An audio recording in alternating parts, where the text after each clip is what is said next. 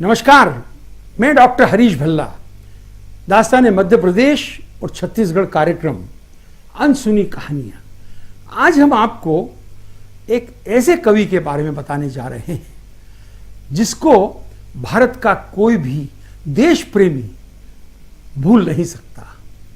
जी, हम बात करने जा रहे हैं कवि प्रदीप की, जिन्होंने वो अमर गाना लिखा, ए मेरे वतन के लोगों जरा आंख में भर लो पानी। तो आइए सुनिए कहानी कवि प्रदीप की। कवि प्रदीप भारतीय सिने संसार में राष्ट्रीय नवजागरण के पर्याय रहे। उनके गीतों में अपने समय की सिसकती प्रश्नवाणी ही नहीं, जन जन की देश व्यथा है। देश की सांस्कृतिक आत्मा को स्वर देने वाले प्रदीप जी कभी भी राजनीति में सक्रिय नहीं रहे, पर साबरमती के संत की वाणी का कमाल उनके गीतों में आज भी प्रतिध्वनित होता है। आजादी की लड़ाई के परिदृश्य, राष्ट्रीय आंदोलन की पुकारें, लाठियों संगीनों से मुठभेड़ और निर्भय नेतृत्व की कस्में, इन सबके वे साक्षी रहे। वह समय देश की राष्ट्रीय सांस्कृतिक आत्मा के पुनर्जागरण का था और जन जन की आंखों में आजादी के सपने थे। उन्हीं छवियों की झंझनाहट को कवि गीतकार कहीं स्वर दे रहे थे, हृदय तंत्री में कंपोज कर रहे थे, और वे ही तराने आजादी के बाद राष्ट्रीय त्योहारों के मुखड़े बन गए। ए मेरे वतन के लोगों और साबरमती के संत, तूने कर दिया कमाल की गूंज के बगैर देश न 26 जनवरी मना पाता है और ना ही 15 अगस्त। मध्य प्रदेश के बड़नगर कस्बे में जन्मे कवि रामचंद्र द्विवेदी प्रदीप को 1961 में केंद्रीय संगीत नाटक अकादमी का पुरस्कार मिला। प्रशस्ति पत्र में कहा गया था कि उनके गीत बड़े और युवा सभी के द्वारा गाए जाते हैं। भारतीय सिनेमा जगत में राष्ट्रीय नवजागरण लाने का श्रेय गीतकार प्रदीप को है और उनके गीत सदैव याद किए जाएंगे। प्रदीप जी के गीतों में भारतीय जीवन दर्शन, अहंकारी विहीन परिवर्तन, आस्था, सामाजिक जीवन, राष्ट्रीय चेतना, जन संकल्प, मानवीय पीड़ा और भविष्य की दृष्टि हर कहीं तिरंगायित थे। उनके गीत अपने भीतर देश कथा को, जन्म व्यथा को, जागरण की आस्था को, राष्ट्र प्रेम की संकल्पवती भावनाओं को समेटे हुए। बचपन से बापू बुलाते आए और आखिरी तक हमने बापू कहा और आज भी उनको हम लोग बापू ही कहते हैं। तो बापू का एक गीत कि उसमें एक लाइन आती थी कि फूट फूट कर क्यों रोते प्यारे बापू के प्राण, कितना बदल गया इंसान। जैसे रेडियो पे वो गाना आएगा तो आसपास के कोई लोग, अरे प्रदीप जी का गाना आया, तो हमारे घर में भी वो रेडियो शुरू होता और वो गाना बजता। तो देख तेरे संसार की हालत क्या हो गई भगवान, कितना बदल गया इंसान, जो आज भी उतना ही रेलेवेंट है।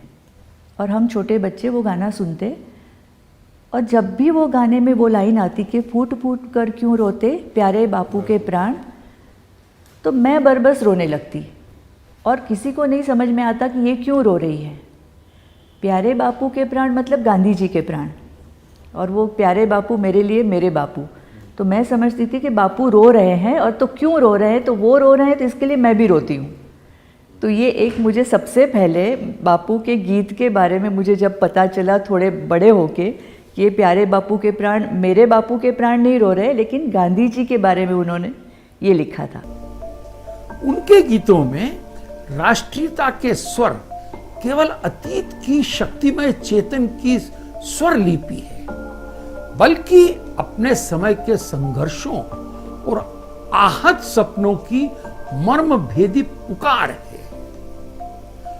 आल्हा की तर्ज पर गाए गए जागृति फिल्म के इस गीत से जन जन के भीतर एक हिलोर सी उठती है। गर्वोन्नत भारत की आन बान और शान वाली वीरता की इस मिट्टी से तिलक करो, ये धरती है बलिदान की। अंग्रेजी राज में उनका ये स्वर सैनिक की तरह गा उठा। आज हिमालय की चोटी से फिर हमने ललकारा है, दूर हटो ए दुनिया वालों, हिंदुस्तान हमारा है।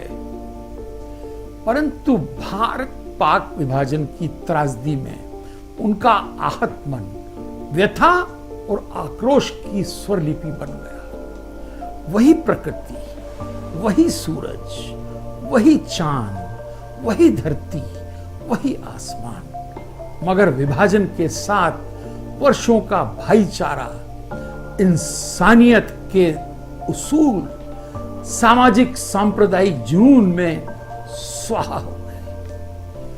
फिल्म नास्तिक में राम के भक्त रहीम के बंदों को आड़े हाथों लिया है उन्होंने, पर फरेब के इन बंदों की इस करनी को संबोधित करते हुए वे लिखते हैं, देख तेरे संसार की हालत क्या हो गई भगवान, कितना बदल गया इंसान।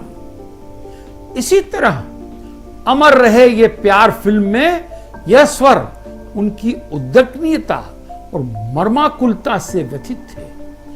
आज के इंसान को ये क्या हो गया, इसका पुराना प्यार कहां पर खो गया, कैसी ये मनहूस घड़ी है, भाइयों में जंग छिड़ी है।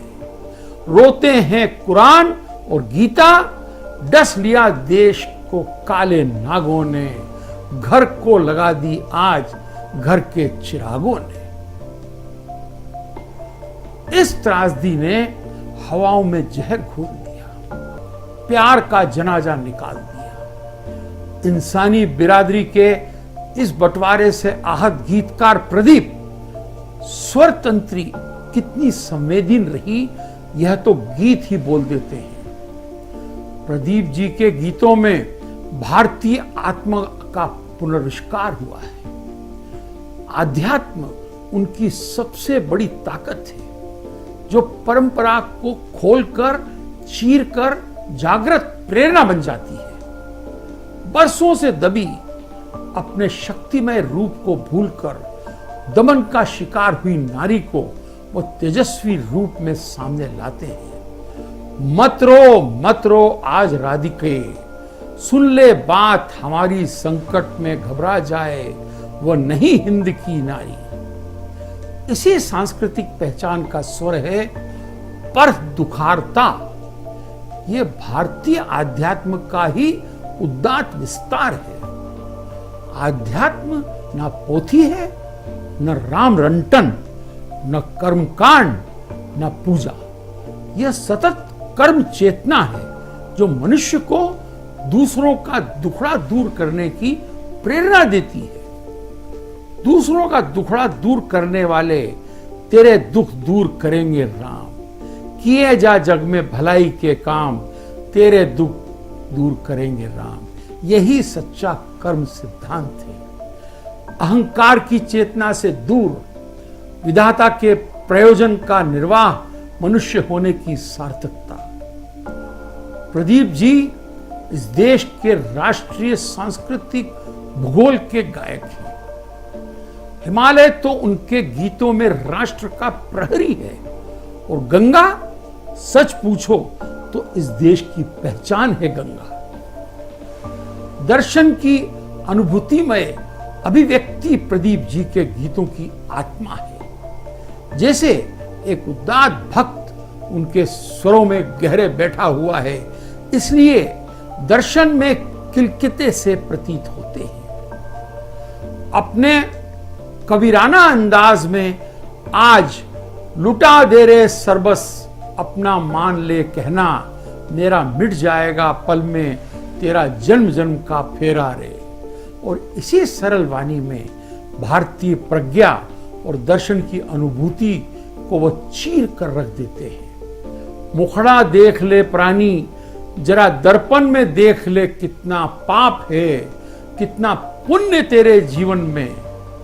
मन के इस दर्पण में जगत को भी देखते हैं और प्रभु की उसे अद्भुत जागीर को भी हमने जग की अजब तस्वीर देखी। एक हंसता है 10 रोते हैं, और इस व्यथा को वह सहज रूप में अपने प्रभु से कह जाते हैं, यह खेल समझ में नहीं आया।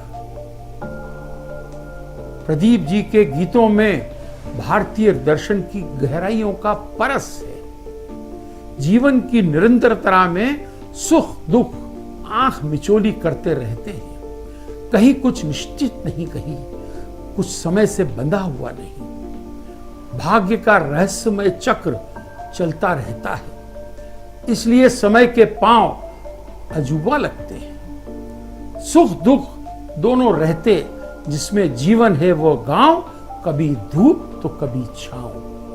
संसार की बस्ती में ये रहस्यमय चक्र कभी निजी अनुभूति बनकर आता है, तो कभी लोगों की व्यथा कथा। सचमुच में प्रदीप जी सीने संसार में भारतीय आत्मा के सांस्कृतिक स्वर हैं। जनमानस को सदैव तरंगातीत करने वाले मर्म स्वर।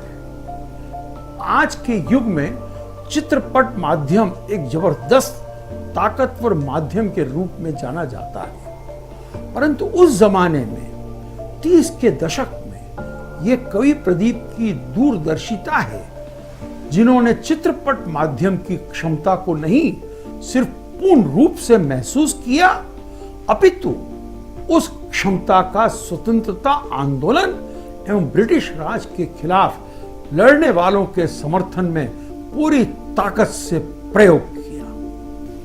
तो आपने सुनी कवि प्रदीप की कथा। अभी थोड़ा सा ब्रेक ले लें, उसके बाद फिर जारी रहेगी कवि प्रदीप के बारे में अनसुनी कहानियां।